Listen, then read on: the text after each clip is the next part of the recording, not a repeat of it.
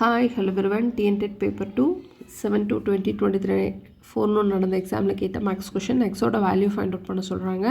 இங்கே பாருங்கள், சைட்ஸ் எல்லாமே ஒரு ட்ரையாங்கிள் கொடுத்துட்டாங்க. அதனோட சைட்ஸ் எல்லாமே ஈக்குவல் 8 8 8ன்னு கொடுத்துட்டாங்க. ஓகேவா? ஸோ இந்த எக்ஸ் வேல்யூ தான் ஃபைண்ட் அவுட் பண்ண சொல்கிறாங்க. 4 ஆப்ஷன் ஏ 120 டிகிரி தான். எப்படின்னு பார்த்தலாம்.